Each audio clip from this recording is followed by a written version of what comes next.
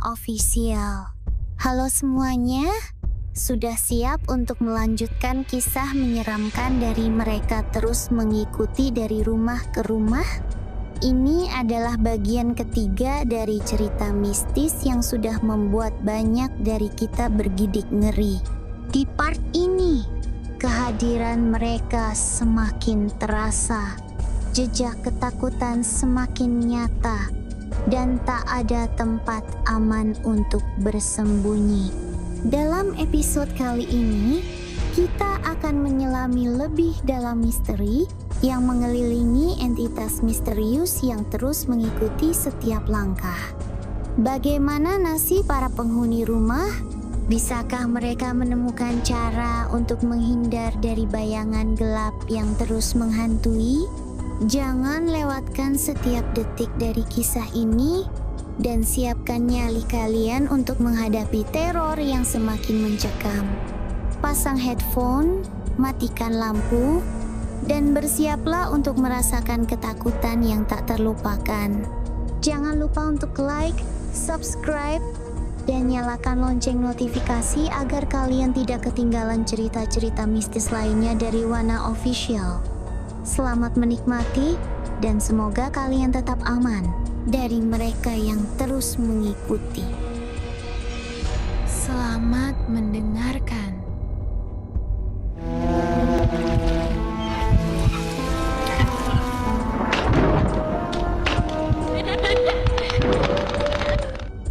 Aku berusaha menenangkan ibuku yang terus mengomel tanpa henti. Mungkin jatuh ke bawah, kataku sambil mengecek bagian bawah meja. Jatuh apanya? Barusan mau diambil, uangnya hilang begitu saja di depan mata, bantah ibuku. Ya sudah, kita cari aja bareng-bareng. Paling juga diumpetin lagi, ujarku pura-pura santai. Ibuku masuk kamar dan menangis. Mungkin ia sudah tidak tahan dengan semuanya. Ayahku banting tulang setiap hari dari pagi sampai malam di Jakarta sebagai seorang wirausahawan, tapi penghasilannya di rumah malah selalu hilang begitu saja. Aku pun sebenarnya sedih, namun tak tahu kenapa aku tak pernah bisa menangis. Karena tahu ibuku sedang lapar, aku memasakkan mie instan untuknya. Di dapur, aku juga sesekali mengecek beberapa spot. Mungkin saja uang yang hilang tadi diumpetkan di sana. Setelah mie instan matang, aku memberikannya pada ibu, namun makanan itu tak pernah disentuhnya. Sepanjang sore, ia hanya sibuk menghitung uang yang ada di dalam dompetnya berulang kali. Jadi agak seperti orang aneh menurutku. Berulang kali aku memintanya untuk makan, ibu tak memberikan respon apapun. Kakak dan adik yang telah mencoba untuk mencari keberadaan uang yang hilang, namun tak menemukannya pun juga berusaha menasihati ibu untuk makan. Tapi tak satu pun dari mereka yang berhasil membujuk. Bahkan ketika ayah pulang dan membawa makanan dari luar, ibu tetap tak mau makan. Mungkin belum rezeki kita. Ikhlaskan saja, kata ayah. Kebutuhan keluarga kita banyak. Tiap hari kerja pun percuma kalau apapun yang didapat tetap tidak akan pernah menjadi rezeki kita. Itu kalimat yang ibu ucapkan sebelum ia pergi tidur malam itu. Sedih juga mendengarnya. Di keluargaku, semua anaknya masih mengenyam bangku pendidikan sementara hanya ayahku seorang diri yang mencari uang.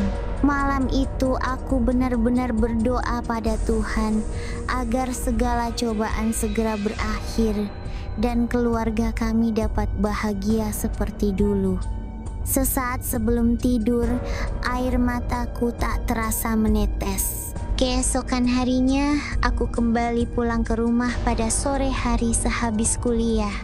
Di ruang tamu, ibu, kakak dan adikku sedang duduk terdiam. Ada apa lagi ini? Batinku. Mbak, uangku hilang lagi 200.000. Kata adik kepadaku. Lututku langsung lemas. Semalam pas tidur, aku simpan di bawah bantal untuk beli buku pelajaran di sekolah. Paginya sudah tidak ada. Sudah dicari? Tanyaku. Sudah, masih belum ketemu dari tadi. Ya, hari-hari keluarga kami kehilangan uang ataupun barang kembali dimulai. Terkadang kami dapat menemukannya di tempat yang tidak lazim, seperti laptop kakakku yang hilang di kamarnya dan ditemukan kembali pada hari yang sama di sela-sela tumpukan kardus barang di depan kamar tidurku. Namun kami lebih sering tidak pernah lagi menemukan apa yang telah hilang. Beruntungnya, di keluarga kami, hanya akulah satu-satunya orang yang tidak pernah mengalami kehilangan uang ataupun barang selama tinggal di rumah tersebut. Masalah kamera digital milikku waktu itu, aku menganggapnya hilang ketika dipinjam adik, jadi tidak hilang ketika aku yang menyimpannya. Kedepannya, aku akan sangat mengurangi porsi bahasan tentang uang ataupun barang yang hilang, karena fenomena tersebut akan terus ada di rumah itu hingga ke depannya. Sedangkan masih banyak hal hype lain yang juga ingin aku share pada kalian. Beberapa hari kemudian di suatu sore, ibu sudah dapat kembali lebih ceria. Ia sedang mencuci pakaian secara manual di teras rumah di depan kamarku. Di sana ada sebuah keran air dan tempatnya yang lebih luas dibanding kamar mandi di dalam kamarnya yang membuat ibuku jauh lebih sering untuk mencuci pakaian di sana. Walau di rumah ada mesin cuci, ibu selalu memilih untuk mencucinya dengan papan penggilas karena katanya jauh lebih bersih. Siang tadi turun hujan, jalanan pun masih basah oleh sisa genangan air. Matahari masih belum kembali, menampakkan wajahnya di petang itu. Sementara bulan sebentar lagi akan menggantikan posisinya. Ibu masih terus mencuci. Tumpukan pakaian kotornya menggunung karena sudah 3 hari tidak mencuci. Tidak biasanya ibu mencuci pakaian sampai semalam ini. Ella, aku dipanggil dan segera kuhampiri beliau. Ternyata seluruh pakaian sudah selesai dicuci dan ibu menyuruhku untuk menemaninya ke lantai atas area jemuran. Untuk mengakses area tersebut, kami harus menaiki tangga tanpa pegangan yang berada di luar samping rumah. Di atas sana, tidak ada penerangan sama sekali. Lantainya hanyalah semen yang dicor, tidak dilapisi lantai keramik, juga tak beratap sama sekali. Jadi bisa dikatakan, sinar bulan adalah lampunya dan langit adalah atapnya. Begitu kami hampir sampai, hanya gelap mencekam yang dapat kami rasakan. Samar-samar, aku melihat ada sebuah tiang jemuran besar yang terbuat dari aluminium di pojok area tersebut.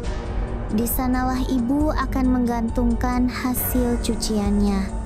Dingin, gelap, dan lembab. Pantas saja ibu memintaku untuk menemaninya. Karena aku sendiri pun takkan berani untuk ke atas sana seorang diri. Aku duduk dekat tangga sambil menatap bintang-bintang di langit. Semilir angin malam menerpa wajahku. Sudah lama aku tidak merasakan hawa senyaman ini di dalam rumah. Indah juga pemandangan langit dari atas sana. Sementara itu, ibu menyanyikan sebuah lagu cinta lawas sambil terus menjemur. Mungkin ia melakukannya untuk mengusir keheningan agar suasana tidak terlalu sepi dan menakutkan. Akhirnya ibu selesai menggantung seluruh cuciannya dan mengajakku turun. Baru kujejakkan beberapa langkah kaki pada anak tangga, tiba-tiba terdengar bunyi yang mengagetkan kami. Brak! Kami kembali naik ke atas dan mendapati tiang jemuran itu telah rubuh ke samping. Beberapa cucian tercecer ke lantai semen yang penuh debu dan kotoran. Ibu mengomel ketika mengetahui beberapa cucian yang baru dibersihkannya tersebut harus dicuci kembali karena terjatuh.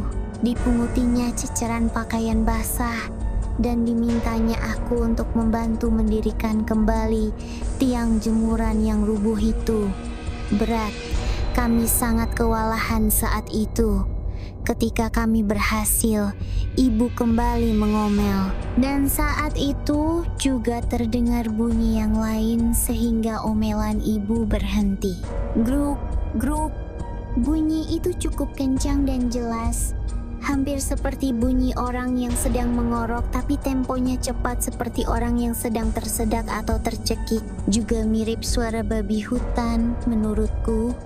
Tak lama kemudian, tercium bau pesing menyengat yang dirasakan oleh kami berdua, sehingga ibu memutuskan untuk mengajakku kembali turun. Belum sempat menapakkan selangkah kaki pun, entah dari mana, sejumlah batu kecil ditimpukan ke arah kami dan bunyi aneh itu kembali terdengar. Kontan, kami pun langsung ambil langkah 1000 dari tempat itu. Setelah kejadian tersebut, ibu tidak pernah lagi berani menjemur cucian pada malam hari. Bahkan terkadang tiang jemuran sudah diturunkan pada sore hari dari lantai atas ke teras rumah jika memang berencana untuk menjemur pakaian pada malam harinya. Ada kejadian aneh yang juga berhubungan dengan ibuku yang sedang mencuci pakaian. Pada suatu hari, adik perempuanku tidak masuk sekolah karena sedang sakit. Siang itu, adikku masuk ke dalam kamar orang tua dan melihat ibuku sedang mencuci pakaian di dalam kamar mandi di dalam kamar itu. Posisi tubuhnya membelakangi adik. Ketika dipanggil, ibu hanya menyahut tanpa menoleh. Tangannya terus asyik mencuci. Adikku pun kembali berlalu setelah sebelumnya hampir tersandung tumpukan pakaian kotor yang berada di lantai. Kamar orang tuaku ini memang dijadikan jalan pintas bagi kami semua karena letaknya yang berada di tengah rumah. Sebagai contoh, dari kamarku menuju ruang tamu, tentu harus jalan memutar dulu melewati ruang makan dan dapur di bagian belakang rumah. Rute ini tentu jauh lebih efisien jika aku memotongnya dengan masuk ke dalam kamar orang tua, lalu keluar melalui pintu yang satu lagi. Jika masih bingung, kalian bisa lihat denah rumah yang aku post di part 2. Jadi sebenarnya adikku lewat kamar itu karena hendak keluar rumah membeli obat. Begitu sampai di teras, ia keheranan karena lagi melihat ibuku sedang mencuci pakaian di pojok teras, spot yang sama dengan ceritaku yang sebelumnya. Dihampirinya ibuku dan disinggungnya kejadian aneh yang baru ia alami tersebut. Ibuku berkata kalau ia dari tadi mencuci di teras dan belum kembali masuk ke dalam rumah sejak ia mulai mencuci. Adikku langsung kembali masuk ke dalam kamar orang tua dan didapatinya ruangan tersebut tanpa seorang pun. Bahkan tumpukan pakaian kotor yang tadi hampir membuatnya tersandung pun kini sudah tidak ada lagi. Satu hal janggal lagi yang ia sadari ketika itu, pintu kamar yang menuju ke ruang makan kini tertutup. Padahal ketika ia masuk ke dalam kamar, pintu itu sudah dalam keadaan terbuka dan ia juga tidak pernah menutupnya setelah itu. Beberapa saat kemudian terdengar bunyi ketukan di pintu yang tiba-tiba dalam keadaan tertutup itu. Ketika ia buka, kalian sudah bisa tebak kelanjutannya. Itulah pertama kalinya ada orang di rumah selain diriku yang mendengar bunyi ketukan misterius di pintu. Saat itu, hanya adik dan ibuku yang berada di dalam rumah. Kakakku sedang bekerja karena sudah dapat pekerjaan. Aku masih belum pulang kuliah.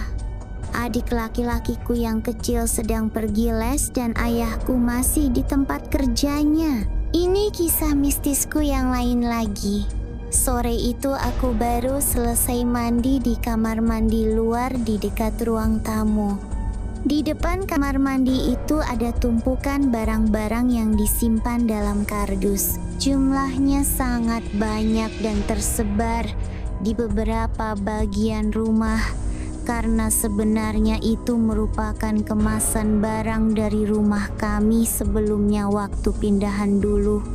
Dan memang sengaja untuk tidak dibongkar lagi supaya memudahkan kami jika akan pindah rumah lagi nantinya. Tumpukan kardusnya sendiri bervariasi, ada yang mencapai setinggi pinggang, bahkan ada juga yang melewati tinggi tubuhku. Waktu itu di salah satu tumpukan kardus yang setinggi dadaku, kulihat ada sebuah kipas sate yang tergeletak di atasnya. Kipas sate ini merupakan kipas persegi dari anyaman bambu yang biasa digunakan oleh para penjajah sate ketika memasak dagangannya. Kipas ini pula yang sering keluarga kami gunakan ketika membakar daging kambing, ikan, cumi ataupun udang pada malam perayaan Tahun Baru dan Idul Adha. Tak ada yang aneh dengan bentuk kipas yang kulihat waktu itu selain kenyataan bahwa benda itu sedang bergerak-gerak sendiri tanpa ada seorang pun yang menyentuhnya. Aku pun lantas berteriak memanggil kakak agar ia juga melihatnya. Saat itu di rumah memang hanya ada aku dan kakakku. Ia berlari ke arahku dan seketika itu juga kipas tadi berhenti bergerak. Ketika dilihatnya kipas sate itu tidak seperti keadaan yang aku teriakan sebelumnya. Ia menganggapku hanya mengarang saja. Lumrah, orang terkadang harus melihat atau merasakan sendiri baru ia akan percaya. Dan nampaknya saat itu juga adalah waktu bagi kakakku untuk percaya.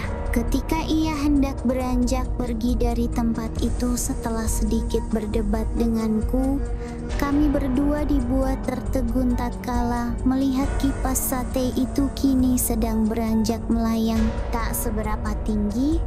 Namun kami dapat melihat dengan jelas bahwa kipas itu memang tengah melayang. Mungkin sekitar 10 cm di atas tempatnya semula, benda itu melayang dengan begitu tenang dan kemudian terdiam untuk beberapa saat di udara. Kami masih tidak bergeming. Kemudian, kipas itu melesat berputar-putar dan terjatuh di lantai dekat dengan posisi kakakku sedang berdiri saat itu. Seperti ada yang melemparkan benda itu ke arah kakakku, otomatis ia pun langsung lari ketakutan keluar rumah sambil berteriak. Aku yang panik pun ikut meninggalkan tempat itu dan menyusul kepergian kakakku. Para tetangga yang kebetulan sedang berada di depan rumah mereka masing-masing langsung berkumpul di depan pintu pagar rumahku karena mendengar teriakan kakak tadi. Banyak dari mereka yang tidak percaya penuturan kami dan kembali meninggalkan rumah dengan sikap apatis. Namun, ada sepasang tetangga yang nampaknya percaya. Mereka mengajak kami untuk kembali masuk ke dalam rumah dan menunjukkan spot terjadinya hal mistis tadi. Sekembalinya kami ke tempat tumpukan kardus tadi, kipas itu sudah tidak lagi berada di lantai. Benda itu telah kembali ke tempatnya semula. Aku kembali berusaha meyakinkan bapak dan ibu tua itu kalau tadi kipas tersebut masih berada di lantai ketika kami pergi lari keluar rumah. Sudah, tidak apa-apa. Cuma mau kasih tahu kalau dia ada di situ, ujar bapak itu kemudian. Kami yang masih kebingungan seperti orang bodoh menanyakan siapa dia yang sebenarnya dimaksud tadi. Bapak tadi tidak menjawab. Isterinya menawarkan kami untuk bertandang ke rumah mereka dulu. Sementara menunggu orang rumah kami pulang, jika kami terlalu takut untuk berada di dalam rumah saat itu, namun kami menolak dengan halus. Kami lebih memilih untuk menunggu orang rumah pulang dengan duduk di teras depan saja. Tiba-tiba sang bapak berkata lagi, "Wah, ramai juga ya rumahnya." Kepalanya menoleh ke kanan dan ke kiri, serta sesekali ke atas juga ke bawah. Bulu kuduku langsung berdiri karena aku tahu apa yang sebenarnya ia maksud. Rupanya pasangan itu bukan tetangga dekat kami. Rumah mereka di gang belakang blok rumahku. Kebetulan mereka sedang melintas untuk pulang ke rumahnya saat para tetangga berkumpul di depan rumah kami tadi. Setelah memberitahukan nama dan posisi rumahnya, bapak dan ibu tua itu pun pamit pulang. "Jangan ragu-ragu kalau nanti mau mampir," kata sang istri. Kami pun mengangguk dan mengucapkan terima kasih. Sore itu hingga malam, kami berdua duduk di kursi yang berada di teras rumah. Tak satu pun dari kami yang berani kembali masuk ke dalam dan berharap agar ada orang rumah lainnya yang segera pulang. Hati kami sedikit lega ketika melihat adik pulang. Namun setelah mendengar cerita itu, ia pun takut untuk masuk dan menemani kami berdua untuk duduk-duduk di teras pada akhirnya. Kemudian ibuku pulang bersama adik laki-lakiku yang masih SD. Walaupun nampaknya beliau juga takut, akhirnya kami semua berhasil diyakinkan untuk kembali masuk ke dalam rumah. Malam itu, aku langsung masuk ke dalam kamar dan bunyi ketukan pintu langsung menyambut. Aku tak lagi takut, aku sudah hampir terbiasa. Esok harinya kipas itu hilang tak berbekas, dan kedepannya kami pun membeli kipas yang baru. Ini kisah yang lain lagi terjadi beberapa minggu setelah kejadian pada cerita di atas. Tengah malam itu aku masih belajar menghafal untuk tes salah satu mata kuliah nanti siang. Tiba-tiba aku merasa ingin buang air kecil. Aku pun keluar kamar dan berencana untuk menumpang di kamar mandi di dalam kamar mandi orang tuaku. Itu adalah kamar mandi yang terdekat dari kamar tidurku. Ketika pintu coba kubuka, ternyata dikunci. Ya, memang harus untungan. Terkadang memang orang tuaku mengunci pintu kamar ketika tidur, namun ada kalanya juga tidak ketika mereka lupa. Terpaksa aku pun harus menggunakan kamar mandi luar yang berada di dekat ruang tamu. Sebenarnya aku paling malas kalau harus ke kamar mandi selarut itu, apalagi jika harus ke kamar mandi luar.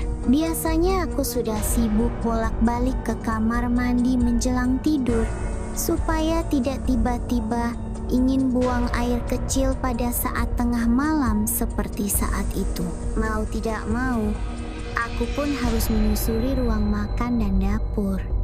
Entah kenapa, bulu kuduku berdiri ketika melintasi area dapur pada saat itu.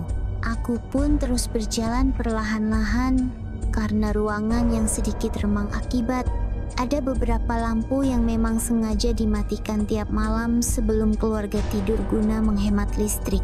Terutama di ruang tamu, terkadang kedua lampu di sana malah tidak dinyalakan sama sekali. Namun biasanya lampu kamar mandi di dekat sana selalu dinyalakan sepanjang hari. Malam itu hanya satu lampu yang dinyalakan di ruang tamu. Walau agak gelap, aku masih dapat melihat dengan jelas segala sesuatunya. Sesaat ketika mendekati area parkir motor di dalam rumah yang harus aku lewati untuk dapat sampai ke kamar mandi, aku berhenti mematung. Keluargaku memang terbiasa memarkir motor di dalam rumah.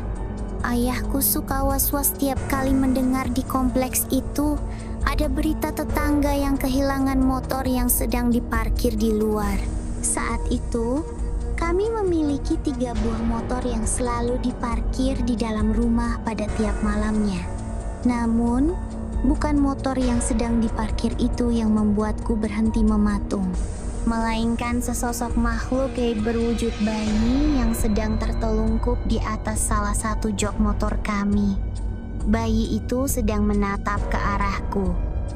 Kepalanya botak, matanya bulat, tak berpakaian, persis seperti bayi manusia normal pada umumnya. Yang membuatnya tidak normal adalah ketika ia sedang terus melihat ke arahku. Senyum lebarnya tak pernah lepas dari wajahnya. Aku yang masih bingung dengan penglihatanku saat itu tetap terdiam saja di tempat, masih belum yakin benar apakah itu bayi sungguhan atau bayi jadi-jadian. Aku baru yakin ketika bayi tersebut tertawa. Heh. Suaranya bukan suara seorang bayi, melainkan suara laki-laki dewasa. Ia menggoyangkan kepalanya ke kanan dan ke kiri secara berirama sambil terus tertawa pelan. Aku yang sudah benar-benar ketakutan langsung kembali ke dalam kamar. Niatku untuk buang air kecil tak dapat kusalurkan. Karena rasa sakit ingin buang air kecil yang harus aku tahan hingga pagi itu, dan juga pikiranku yang sudah tidak bisa konsentrasi gara-gara penampakan tadi, aku memutuskan untuk menyudahi belajar dan pergi tidur dengan tanggungan rasa yang sangat tidak nyaman harus kurasakan.